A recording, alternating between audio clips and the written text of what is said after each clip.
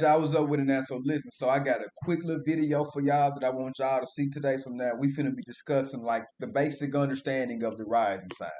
This is just a basic overview. Now remember, it's generalized, right? And remember, it's very nuanced, right? I don't want to have to say it every single video, but I think I might have to say it every single video. It's completely nuanced, right? You might be a Aries ascendant. You might be like, well, I'm not really crazy like that. Well, your Mars might be aspected by Saturn and it might be debilitated. You see what I'm saying? With the planet that controls the ascendant, it might be messed up, making your ascendant, you know what I'm saying, not show that, you know what I'm saying, archetypical, stereotypical energy signature, right? However, I digress now. So check this out. So now, but before we go and get into that, so now listen. Y'all come follow me on TikTok, Revelation KAIN. Listen, I got a lot of information. And listen, for those of y'all that want to buy my book, well, my ebooks. Hold on, let me click on it. This computer be going slow. Every time you're trying to show somebody something, it's like the computer just be conspiring against you. So listen, let me turn that down right there. Turn that down. So yes, y'all listen. I got books, Lilith ebook. Oh look, let me go back. So the esoteric astrology, the black moon Lilith. Yes, y'all. Listen, I'm telling y'all, go ahead and get y'all copies. So they listen. It's $18 a piece for each book, or you can get these three for $66. I also got another secret ebook too.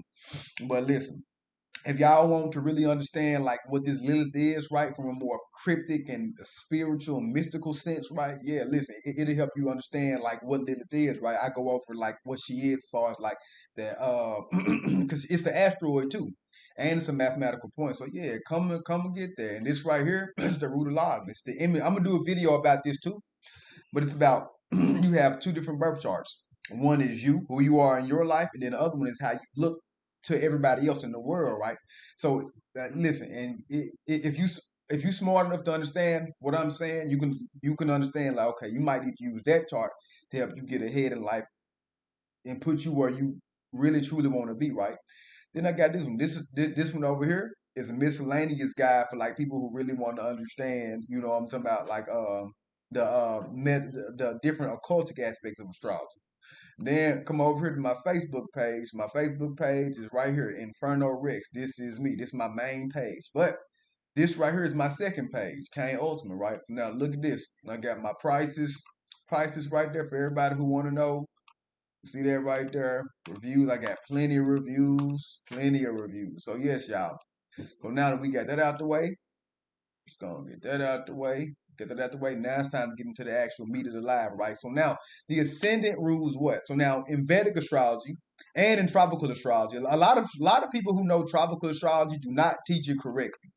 A lot of people who know tropical astrology do not teach it correctly. I will say that again. A lot of people who know tropical astrology do not teach it correctly, right? Because they say that the ascendant is just the mask you wear. Let me tell y'all something. And go watch my other video about the rising sign too, right? But the ascendant rules over the first house of identity, right? What is identity? The fact of being who or what a personal thing is, right? That's what identity is, not just the mask of what you are, right? So they would try to say it in a more nuanced way to rebuttal me, like, no, the ascendant is you, but the moon is your emotions. You can't see the emotions, so that's internal. Man, listen, they looking at it all completely incorrect.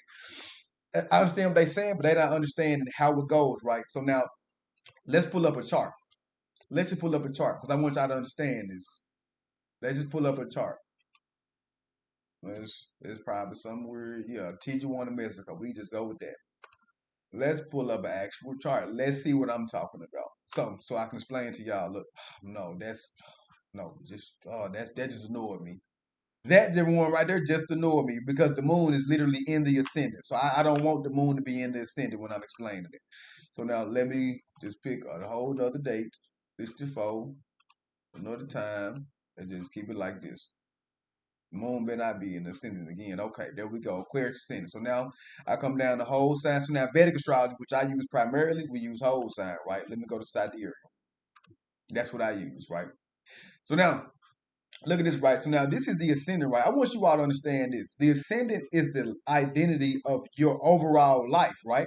You cannot have zodiac signs in any house until it starts from the actual first house, right? That's why it's number one, not last, not second, not first, right? And one rules what? The individual, right? Some people would be like, well, I don't want to hear any of that. The thing about it is the ascendant is truly you because it rules nobody else, right? The moon is your mind and emotions, right? The moon is the mind and the emotional aspect. See how the moon in Cancer is the mind and the emotional aspect of you, the individual. You are the individual body. You are the individual life. And guess what? This is the emotional aspect of this individual life, right? The sun. This is the actual soul of this individual life. That's the thing. So yes, the big three encompass who you are completely, right? But people not looking at it the way that it should be looked at. The moon rules over the mind and the emotions, but the moon also rules over what? It rules over your mother, right? The sun rules over your soul, right? But it also rules over your father. The ascendant, however, rules over no other people. It rules only literally you, right? So a lot of people just really get that completely misconstrued. And they think they know what they're talking about. So while they are 100% correct, the sun and the moon is you, right? Yes. If we're looking at it from that logic, the whole entire birth chart is you. If we're looking at it from that birth chart, the whole entire birth chart is you. Mercury is you, your K2 is you, Venus is you, right? But they also rule over other people. However, where is the one place in the chart that signifies not anybody else but just you solely? That is going to be the number one house, right? The rising sign, the ascendant, or the first house. That's it, and that's all. I don't know how people misconstrue that, right? And so this is the identity, right? Go back to identity. What is identity, right? You're on about the fact of being who or what the person is, right? This is what you are. This is who you are. This is the life that you are living, right? So remember, they say it's just a mask that you wear. Y'all do know the ascendant also rules over what? The physical body. Is the physical body just the mask you wear? People will say some crazy stuff like this. Yes, because we're really a soul, so the body is a mask. People be trying to wordplay their way out of any and everything just to prove that a point, right? But let me tell you something. From this 3D physical perspective, this is you. This ain't a mask. Let your body get sick. Let you get cut. Let you get hit. Let you get hurt. You're gonna feel it then. And that pain is not an illusion, right? So the illusion world doesn't mean fake in the way we think. Illusion means it's not as it appears to be, but the illusion world that we live in is very real, right? So now let me go over that again. The ascendant, right, is you. Your personal identity, right? Who you are in this life. It rules over nothing else, right? Mars rules over male brothers. Mercury rules over like younger siblings, along with Mars too. The sun rules over your father. Moon rules over the mother, right? You see what I'm saying? Jupiter rules over your gurus and teachers. Everything in this chart rules over other things, right? Saturn rules like your career and karmic duty in the world, right? So what you got to understand is this: so all the other stuff rules over everything else, but the ascendant rules you, the health, the vitality, the identity, and the physical body. And then the sun is the soul of this physical body, and the moon is the mind and the emotional perception of this physical body. There go the big three. So that's simplified as simple as possible. So people say they're all you. Yes, we understand that they are all you. Lord have mercy. Do we have to keep hearing that? So yes, y'all. So now let's get into it. So now the ascendant is also calculated what? It's calculated from the zodiac sign that is so-called rising on the eastern horizon, right? So whatever zodiac signs rising from the eastern horizon, that's what you start to well, from Vedic astrology specifically, right? Because it's still sidereal constellational based. So whatever constellation zodiac signs rising over the actual horizon, right, from the furthest east of the actual planet, yeah, that's kind of what's going to be, you know what I'm talking about, your ascendant, especially when it's getting filtered through your local ecliptic, right? Yeah. So now that's why it can only be for those y'all be like, well, what about Ophiuchus? It's on there. Let me tell you something. That'll make it uneven, right? Then somebody say it's another constellation, a smaller one called Centaur. So look, no, that's 14. That is even. The thing about it is the sun conjuncts the moon in these specific constellation zodiac signs, right? You see what I'm saying? And that's kind of the whole primary basis, right? Of where the sun and the moon are coming together. You know what I'm talking about? Making wherever it's at, you know what I'm talking about? Like a fully embellished, I think, I hope I'm using the word properly, a fully embellished sign of what we call in Vedic astrology, Rashi. Real talk. So now, so we're here on Earth. And whatever zodiac signs rise from the eastern horizon, that's what it's going to be, right? But you'll be like, but Cain, the constellations are different sizes. Yeah, they are mathematical compartmentalized aspects of the actual physical constellation, right? So Vedic astrology is very much based off the true astronomical location of the actual planets, but in the mathematical configuration that aligns. Like Virgo might be this big, right? But in the mathematical foundation for the zodiac signs, how they're mapping the chart, Virgo gonna be just this big in order to fit that 30-degree seg. Real talk. So that's what a lot of people get confused about. Like, well, but tropical. Listen, I get it, but this should be more simplified for y'all, right? So now let's look at some of the ascendants, right? Let's just break down a couple of them. Let's see. Let's just break down a couple of. Hold up. Here we go. So now, let's take a look. So you see Aries Lagna, right? The Aries Lagna. So now listen. In Vedic astrology, Aries is Aries is a Greek name, right? So, but in Vedic tradition, Aries is actually called Mesh, right? So now, on the light side of you being an Aries, Lagna, and Lagna does mean ascendant or rising sign in Vedic astrology. For those y'all who kind of curious about what that means. So on the light side, you got to remember when you're an Aries ascendant, this is a generalized basic aspect, right? And I'm gonna clear it all up too, because you can go way in depth with just that one ascendant. But now the light side of Aries, what bold, fearless, driven by Dharma, right? So they blaze trails, defend others, and embody divine warriors like Kartikeya or Hanuman. It might be like, man, who are these people he talking about?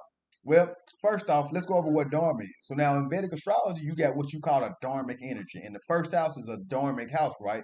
Meaning a godly duty and a godly universal responsibility. It's damn near similar to karma.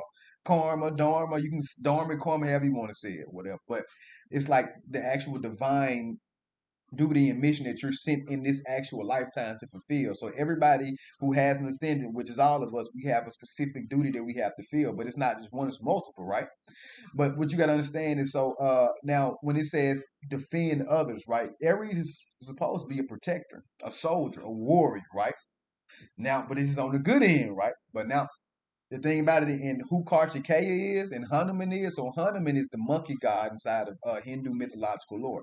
He was a warrior that possessed supernatural powers and he had them hands. But now when we talk about Kartikeya, Kartikeya is the war god in the Hindu pantheon or whatever, right? And so like Mars energy, he's the god of war or whatever. Aries ruled by Mars, the planet of war. The literal name Aries in Greek too. So what you got to understand is that they're showing you the Aries energy in and of itself is a very like in your face, sometimes confrontational energy or duty prone energy, right? However, when it comes to the shadow side, impatient, angry, selfish, they may act before thinking, right? Burning bridges, wounding others in the blind pursuit of their will, right? Because sometimes Aries energy, the most negative trait of Aries energy is what? Selfishness, right? And let's go back right here. And the actual physical zodiac signs, right? Let's go back right here. So listen, if we go to no houses, right? Let's click on unknown time. Look at what the first zodiac sign is that replaces the first house. It's always going to be Aries in the first house, right? That's why Aries, the most worst prominent placement of Aries is selfishness, right? Because of the original house rulership. That's why, right? So what everybody has to understand is that when we talking about this astrology stuff, y'all have to understand that everything is in a specific order. Aries, the first sign, Taurus, the second sign, so on and so forth, right? So if you were to put Pisces right here in the first house, you would be a Pisces ascendant, which will make your second house Aries. Your third house will be Taurus, and you go on and on just exactly like that, right? So now that we got that out the way. So now the thing about Aries energy, you got to remember, like being so selfish to the point where you just can't, you know what I'm saying? They can be really, really, really, really selfish. Like, man, listen, I don't care what they got going on. Forget them people. I'm doing what I got to do. I'm not worried about what you or them got to say at all. That's how Aries could be in a very bad aspect, right? Now look at Taurus. Now I still have a trouble with pronouncing his name, Virishabha. You know, them Sanskrit and Hindu words be kind of a little bit hard to pronounce with American accent, especially if you ain't really been in it. But now the light side right of Taurus is loyalty. Why is it loyalty? Because guess what? It's the first fixed sign, right? It's this grounded energy. Excuse me, this grounded, steady energy, right? So now, loyal, sensual, grounded. So now they channel divine beauty and comfort, right? Building lasting legacies that in stable kingdoms, right? Because Taurus, for those of you all who don't know, Taurus is ruled by the planet Venus, right? And Venus is what? The planet of, you know, I'm talking about material stability, just like Saturn. Every like, but then Jupiter wealth. they be like, all these planets rule over these things in different nuanced aspect ways, right? But like Venus rules like money and cash, right? And Venus rules over Taurus, and Taurus rules the second house of like what we value, like possession wise, right? But you got to understand this as well, though. So now Venus also rules Libra. Libra rules the seventh house, and the seventh house, for those of you all who don't know, is the house of commerce, right? How do you build a stabilized kingdom? You have to have certain like markets. You have to have people with certain jobs, duties, and responsibilities. You have to stabilize some form of human and human dynamic in order to even have a kingdom that can even last long, right? So that's what Taurus is all about. So sensual things. Taurus is this kind of like five senses based energy, right? So people with Taurus ascended can exhibit a lot of these traits, but the shadow side, possessiveness, because it's fixed earth. It's like this, I have this tangible thing and I never want to ever let it go. And that shit can be detrimental and it can be hella scary sometimes, right? Also being materialistic, right? Like, okay, I got these things. You see what I'm talking about? And I feel like these things make me what I am. You might be like, why does it do that, right? Now remember, you may be a Taurus and you may be like, well, I disagree with that. Like I said, let's say for instance, you are a Taurus ascendant. What if you got Jupiter there? Now you a spiritual Taurus. You can understand the higher.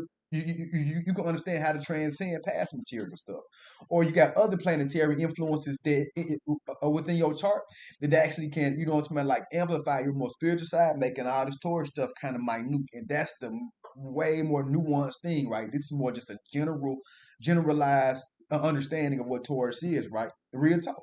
So remember, it's always a nuanced thing. It's never just, oh, he said I'm a Taurus, that mean I like this. But no, I'm not. I don't really care about materialistic stuff and stuff like that.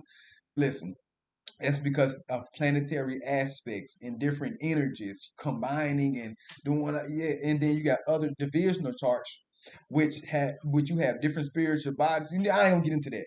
We gonna make more videos about that. But now, they may cling to people or objects, right, becoming stagnant, obsessed with pleasure and status. Now, just because you might not be like this, understand that these are the things that these zodiac signs rule themselves. So outside of just being a person, right? These, just look at this as an energy frequency, not your cousin, not your mama, your brother. Just look at this as an energy signature. Everything I'm reading to you with these first six zodiac signs I'm doing, this is what they actually rule over and actually represent just in and theirself. It's just the energetic aspect, right? Now, we talk about Gemini, Mithuna, right? So now, light side, intelligent, adaptable, communicative, right? Messengers of truth, thinkers, teachers, and networkers, right? But the shadow side of them, right? Manipulative, right? Scattered, deceptive. You know what I'm talking about? Their dual nature becomes dishonest, gossipy, or ungrounded in reality. And that's why you got to watch out for some Gemini energy sometimes, because they can get to talking, and when they get to talking, man, listen, they just man, listen. Because Gemini, they are adaptable because remember, it's mutable air, right? That means it's changeable, right? You see what I'm talking about? So most Gemini ascendants gonna really embody all this real talk, especially when it comes to the network, and they know people that know people that know people, right? Because Gemini is trying to explore, adventure, and make it out in the world, right? So they have to understand these things. They have to know all this stuff, real talk. So now, let's say, but the shadow side, manipulative and gossipy. I'm telling you, I ain't man. Gemini can really be manipulative and gossipy. Real talk. And then now look at Cancer. So for the final one, so it's gonna be a three-part series. I'm gonna do the next four tomorrow, then I'm gonna do the next four, right? It's gonna be the whole 12 gonna be equaled out. Now the light side of Cancer, right? Remember, it's nurturing, intuitive, and emotionally wired, right? The protectors of the sacred, right? So which I could say kind of like the divine mother, right? However, the shadow side of Cancer, right? Moody, clingy, passive aggressive. They may emotionally manipulate or become too attached to the past and their wounds, right? So you see how when you understand people with like a Cancer ascendant, you gotta remember this is the identity that they're sharing. The moon rules over Cancer, right? And the moon has what, many different phases: half, whole, blue moon, red moon, crescent moon. You see what I'm saying? So it's a whole bunch of various different ways to look at it. But the thing about it is, Cancer, like they say, the moon controls the tides on Earth, right? You see what I'm saying? So literally, the moon controls all the water, right? And in Tantra, the moon controls all the water. So I believe it's ancient Tantra. Correct me if I'm wrong. Some of y'all might not even know what I'm talking about, even correctly. But yeah, the Cancer rules over all this up with the moon rules over all the water signs. Yeah. The moon is the manifested reality. But that's way more deeper, right? But that's what Cancer is, right? The mother, the one who heals, the one who protects, right? The one who makes sure that everybody is good, the one who makes sure the family is held down. That's what Cancer energy in and of itself rules, right? So now, but the shadow side, the moody, clinginess, and possessive, yeah, they can get very moody, right? Because remember, the moon goes from left to right, up, down. Think about it. The moon is the fastest moving planet out of all the planets in astrology. So imagine people that are ruled by it, right? Their emotions gonna go from side to side to side, just like the moon changes zodiac signs every like 2.5 days. Just how the people mind can change like in just one day. Happy, sad, depressed, excited, and that's just that for real. So what you all need to understand, but the thing about it is, it is highest quality, right? That's the divine mother, right? That's the one who nurtures everybody. If it weren't for her, we would not really be here. If it weren't for her, we wouldn't feel like we was taken care of in life. That's the thing about the actual Cancer energy in and of itself, right? Yeah, but the shadow side, the moody and clingy enough, but and the other thing, they may mostly manipulate or become too attached, right? Yeah, because you got to remember the best way to get people to do what you want them to do is target their feelings, right? That's why they can be a manipulator. All the water signs are like that, especially Scorpio though, because Scorpio rules over the psychological aspect. So when Scorpio come for you, which we'll get to that tomorrow, Scorpio gonna really y'all think Cancer now, Scorpio is gonna get you. Why? Because Scorpio ruled by Mars. You know Mars is like that. I gotta go forward type of sign. So yeah, but this was just a quick little breakdown for y'all to understand. Hopefully y'all learned something in it. Like I said, so listen. But if y'all want y'all chart read and go back to the first beginning of the video and just come a high limit, and I got plenty of reviews and I got plenty of time. But other than that, I will holler at you all later. Peace.